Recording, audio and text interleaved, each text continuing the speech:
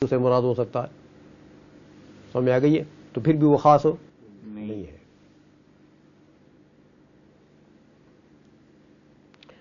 اب معلومن کے دو معنی آتے ہیں. معلوم کا مطلب یہ ہوتا ہے کہ ایک چیز آپ کو معلوم ہے، متعین ہے.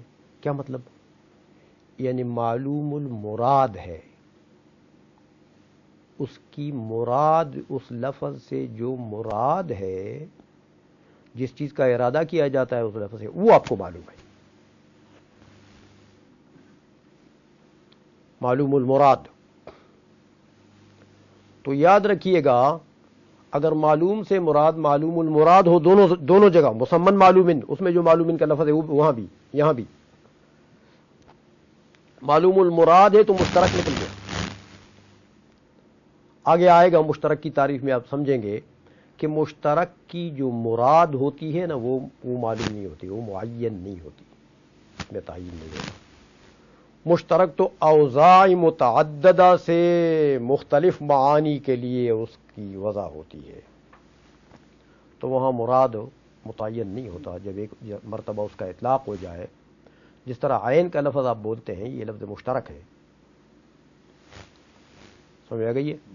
تو اب عین کی وضع آنکھ کے لیے بھی ہے، چشمے کے لیے بھی ہے، سورج کی ٹکیا کے لیے بھی ہے، سونے کے لیے بھی ہے، سونا چاندی اس کے لیے، وہ آپ کی نیند نہیں. سمجھ آئی؟ تو اس کے لیے بھی ہے. تو یہ بہت سارے معنی ہیں اس کے، ہر وضع کے ساتھ اس کی علیحدہ وضع.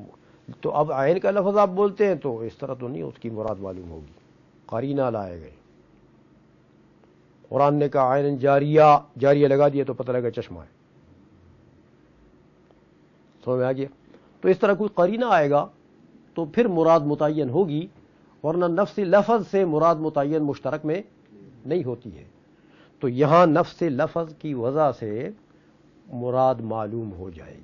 تو جب نفس لفظ سے معلوم ہوگی مراد تو خاص ہے. سمجھ میں آ گئی ہے؟ مشترک نکل گیا، معلوم المراد. اور اگر معلوم سے مراد معلوم البیان ہے، ایسا معنی معلوم ہے. معلوم کیا مطلب؟ کہ اس کا بیان معلوم ہے. تو بھائی پھر تو مشترک کا بیان بھی معلوم ہوتا ہے. جب مشترک کا بیان ہو جاتا ہے، قرینہ آ جاتا ہے، تو چیز معلوم ہو جاتی ہے. سمجھ آ گئی؟ اس لیے یہاں معلوم ان کے لفظ سے مشترک نہیں نکلے گا، پھر نکلے گا علل انفراد سے. آگے جائیں، اول مسمن معلوم علل انفراد. دیکھیں کہ یہ وضع جو کسی معنی معلوم کے لیے ہوئی ہے، خاص کی معلوم البیان کے لیے ہوئی ہے، لیکن یہ وضع کیسے ہوئی؟ علل انفراد. علل انفراد عن المعانی الاخر وعن الافراد الاخر، کہ دوسرے افراد سے بھی یہ منفرد ہے اور دوسرے معانی سے بھی یہ منفرد ہے. تو عام اور خاص دونوں کو نکال دیا. دوسرے معانی سے منفرد ہے، مشترک نکل گیا. دوسرے افراد سے منفرد ہے، عام نکل گیا. یعنی دوسرا فرد بھی اس میں داخل نہیں ہے. سمجھ میں آ گئی ہے؟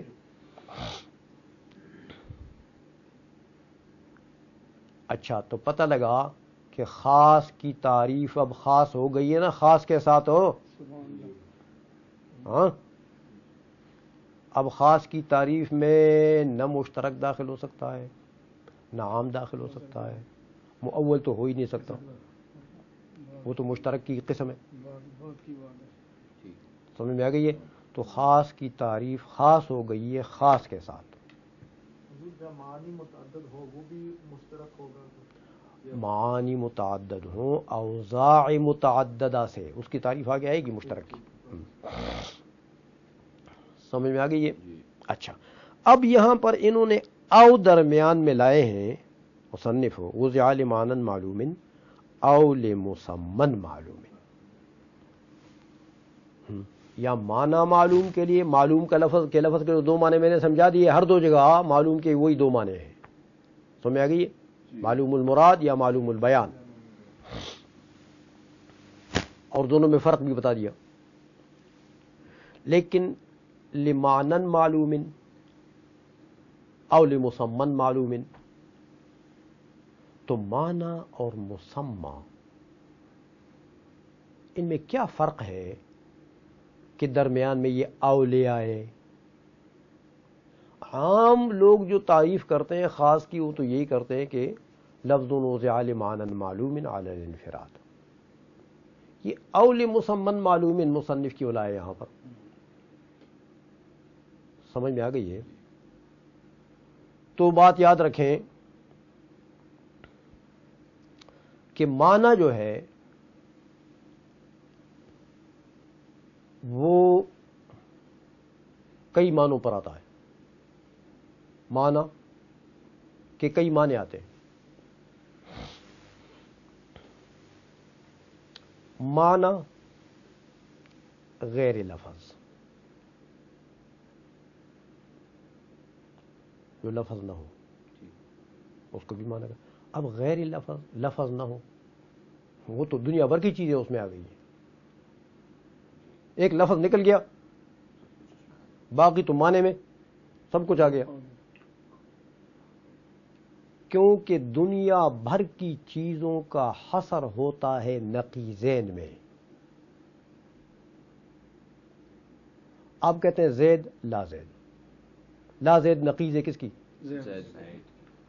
اب بتائیں کوئی چیز زید لا زید سے خارج ہو گئی دنیا بھر میں؟ اللہ کی ذات بھی خارج نہیں ہوئی. زید کی ذات زید میں داخل ہو گئی ہے اور لا زید میں باقی تمام ذاتیں داخل. تو اس کو نفی اور اس بات کے درمیان میں جو حصر دائر ہو اس کو حصر عقلی کہتے ہیں، اور وہاں ایک ذرا بھی خارج نہیں ہوتا اس سے، پھر ساری چیز اس میں داخل ہوتی. تو اب اگر معنی کو آپ ضد لفظ لیتے ہیں، نقیض لفظ لیتے ہیں کہ لفظ نہ ہو، تو پھر تو معنی بہت عام ہو گیا. ایک معنی یہ بھی آتا ہے معنی کا. دوسرا معنی ما یقصد باللفظ، وہ پڑھ چکے ہیں آپ. ہاں، جو لفظ سے قصد کیا جاتا ہے جس کا، اس کو بھی معنی کہتے ہیں. اس کو مدلول بھی کہتے ہیں، من حیث ان اللفظ دال علیہ، اس لحاظ سے کہ لفظ اس کے اوپر دلالت کرتا ہے. اس کو مفہوم بھی کہتے ہیں، من حیث انہ یفهم من اللفظ، سے کہ لفظ سے وہ فہم میں آتا ہے. اس کو مقصود بھی کہتے ہیں، من حیث انہ یقصد من اللفظ. سمجھ میں آ گئی؟ تو یہ کئی اعتباریات ہیں، اس کے کئی اعتبارات ہیں.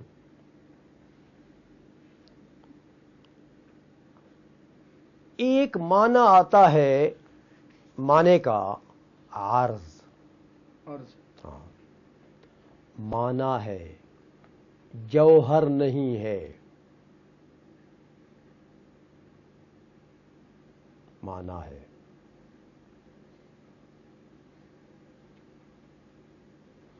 سمجھ میں آ گئی ہے؟ تو عرض کو بھی معنی کہتے ہیں یہ معنی ہے بھائی، ذات نہیں ہے، جوہر نہیں ہے. سمجھ میں آ گئی ہے؟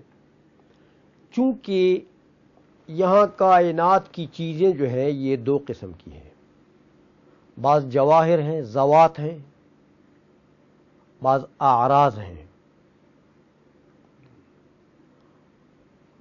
سمجھ میں آ گئی ہے؟ تو مصنف نے اس معنی میں لیا ہے معنی وضع لفظ وضع لمعنن معلوم لعرض معلوم او لمسمن معلوم، مسمى کا لفظ لا کر یہاں پر او لذات معلومت.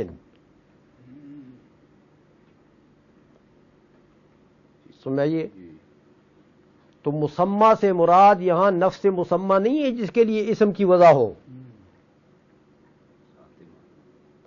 بلکہ مسمى کے معنی ذات.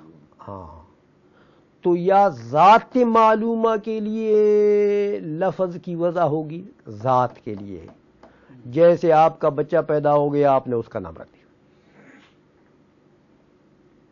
تو وہ لفظ جو آپ نے نام رکھا وہ ذات کے لیے ہے، وہ کسی اس کی صفت کے لیے، اس بچے کی صفت کے لیے وہ لفظ وضع نہیں ہے، عرض کے لیے نہیں ہے۔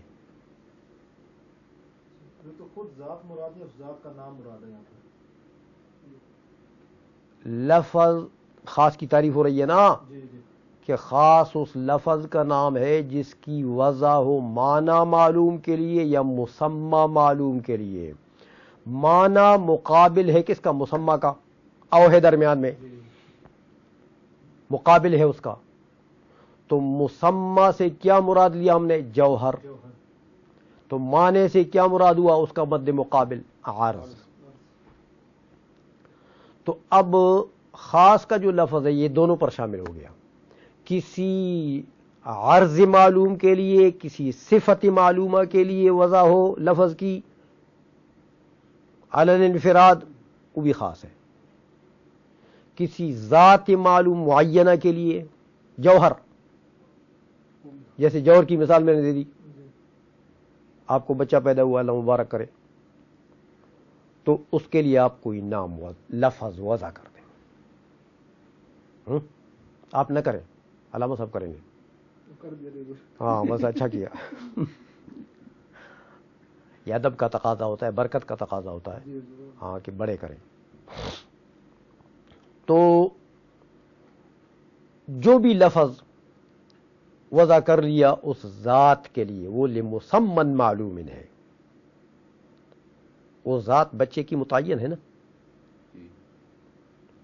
جوہر ہے نا وہ، تو اس جوہر معین کے لیے ایک لفظ متعین کر دیا، لہذا یہ لفظ کیا بنا؟ خاص، علی الانفراد، ہاں اس ایک کے لیے وضع ہے، نہ اس میں دوسرا فرد اس کے ساتھ شریک ہے، نہ اس میں دوسرا معنی اس کے ساتھ شریک ہے، سمجھ میں آ گئی ہے؟ تو وہ لفظ کیا بنا؟ خاص بنا۔ خدشہ ذہن میں آتا ہے تو ایک ہی نام جو متعدد لوگوں کا ہوتا ہے، اوضاع متعدد ہوتی ہے نا، ایک وضع سے نہیں ہوتے۔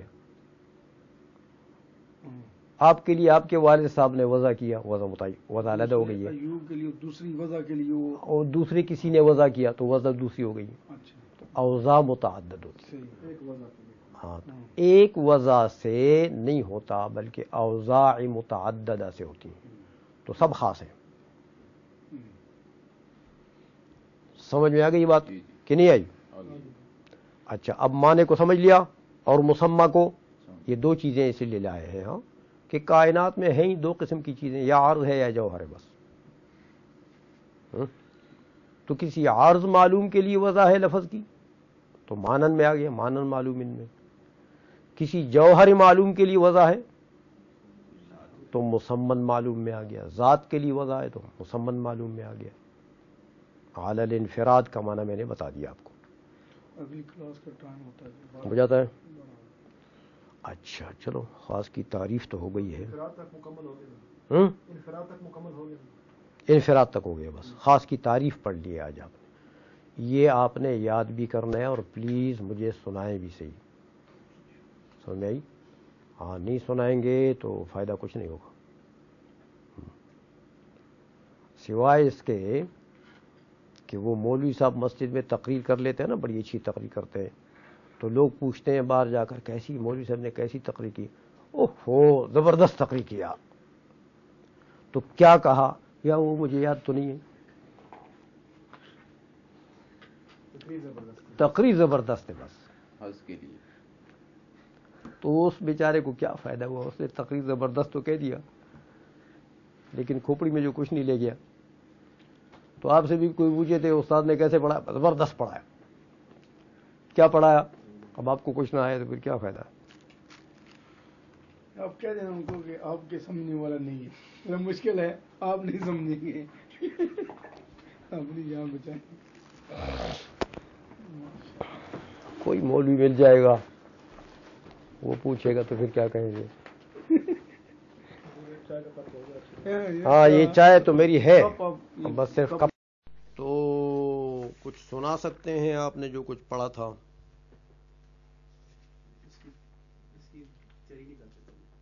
تیاری نہیں کر سکے. معلوم اول مسمن معلوم علی الانفراد. اب اس کی مثال دیتے ہیں کہ خاص کی پھر 3 قسمیں ہیں. یہاں انہوں نے تقسیم نہیں بتائی لیکن مثالیں دے کر سمجھا دیا کہ قسمیں 3 ہیں. 3 مثالیں دی. ایک خاص ہوتا ہے خاص الفرد، جس میں تخصیص فردی ہوتی ہے. تخصیصی جزی بھی کہتے ہیں اس کو، تخصیص فردی بھی کہتے ہیں. سمجھ میں آ گئی ہے؟ اور ایک خاص ہوتا ہے تخصیص نوع، جس میں تخصیص نوعی ہوتی ہے، فردی یا جزی نہیں ہوتی. تیسری قسم جو ہے وہ خاص الجنس ہے، جس میں تخصیص جنسی ہے، نہ نوعی ہے نہ فردی ہے.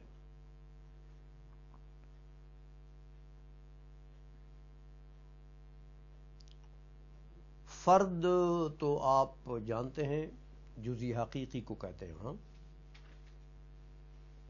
جیسے زید، دیکھو زید جو ہے یہ اپنی وضع کے اعتبار سے غیر کی شرکت کا احتمال نہیں رکھتا ہے.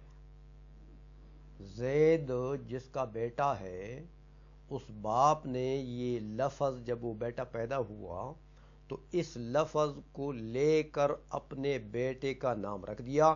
کیا مطلب؟ یعنی وہ ذات، وہ جو 2 ٹانگی ہے نا، اس کے ساتھ اس لفظ کی تخصیص کر دی ہے.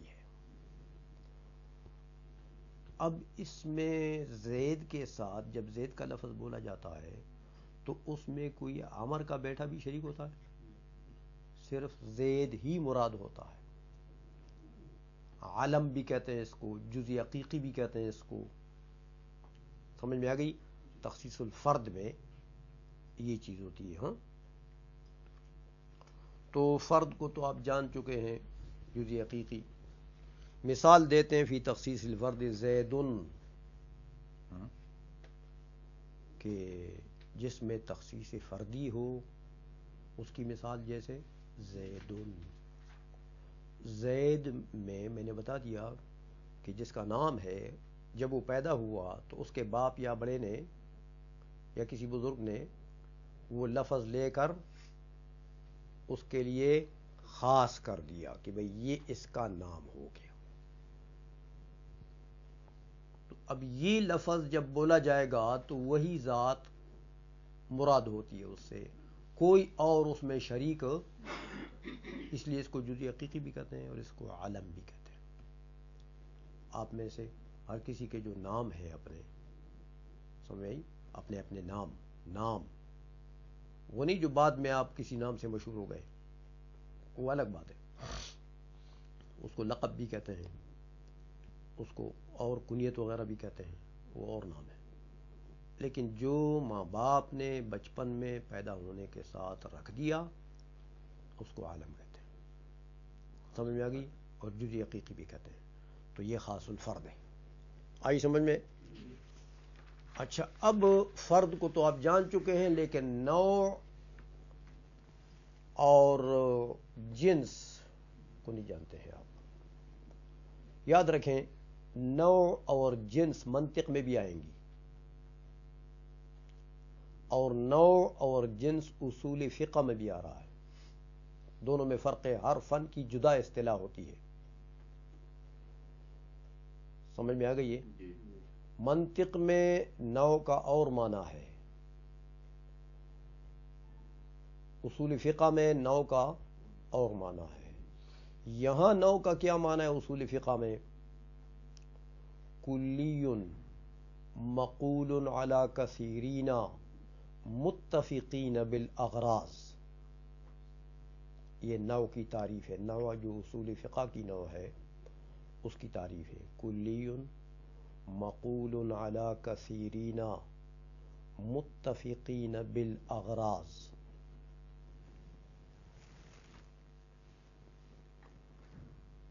ایسا ایک کلی لفظ ہے. دیکھو جزی نکل گیا، خاص الفرد نکل گیا، زید عمر بکر نکل گئے، کلی لفظ ہے. مقول علی کثیرین، جو بیک وقت بہتوں پر بولا جاتا ہے. بیک وقت بہت سے افراد اس کے نیچے ہوتے ہیں، بہت سے افراد پر بولا جاتا ہے. مقول علی کثیرین متفقین بالاغراض. لیکن یہ یاد رکھیں وہ جو کثیرین ہیں وہ کثیرین ایسے ہونے چاہیے جن کثیرین کا اغراض میں اتفاق ہو. اغراض غرض کی جمع ہے، یعنی ان کثیرین کے وجود سے جو غرض ہے، ان کو پیدا کرنے سے جو غرض ہے، اس غرض میں وہ سب متفق ہوں. متفقین بالاغراض، جو غرض بھی ہیں، ایک غرض ہے یا 10 غرض ہیں ان کی پیدائش سے، تو وہ اغراض میں وہ سارے کثیرین جو ہیں وہ سب کیا ہوں؟ متحد، متفق. سمجھ میں آ گئی؟ یہ نوع کی تعریف ہے اصول فقہ کی نوع. تو اس کی مثال دیتے ہیں جیسے رجل، تخصیص نوع میں اس کی مثال جیسے رجل.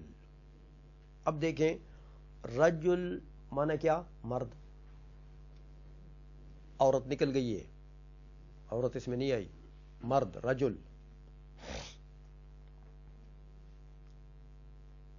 رجل جو ہے بیک وقت آپ سب رجل ہیں،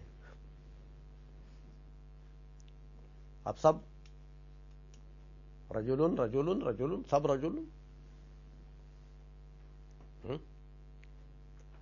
لیکن وہ جو کثیرین ہیں جن کے اوپر یہ رجل کا لفظ صادق آتا ہے وہ اغراض میں متفق ہیں. اغراض میں ان کی پیدائش سے اللہ جل مجدہ نے جن اغراض کے لیے رجل کو بنایا ہے وہ سب رجال ان اغراض میں متفق ہیں. دیکھیں رجل کو اللہ تبارک و تعالی نے پیدا کیا کس لیے؟ لیکون اماما، تاکہ امام بنے. امام کے دو معنی آتے ہیں، ایک امام مانے بادشاہ، خلیفۃ المسلمین وہ بھی ہے، اور ایک امام مانے مسجد کا امام، نماز پڑھانے والا. سمجھ میں آئی؟ تو تاکہ یہ امام بنے. عورت کو اس لیے نہیں بنایا کہ وہ امام بنے، نہ وہ سلطنت کا امام ہو سکتی ہے اور نہ مسجد کی امام ہو سکتی ہے. سمجھ میں آ گئی ہے؟ تو لیکون اماما. اسی طرح قائما للجمعات والاعیاد، جمعے کی نمازیں پڑھیں، عید کی نمازیں پڑھیں. جمعے کی نمازیں عورتوں کے اوپر فرض نہیں ہیں، ویسے آ جائیں مسجد میں پڑھیں تو اور بات ہے، لیکن واجب ان کے اوپر جماعت میں آنا واجب نہیں ہے. اسی طرح عید کی نماز، تو عید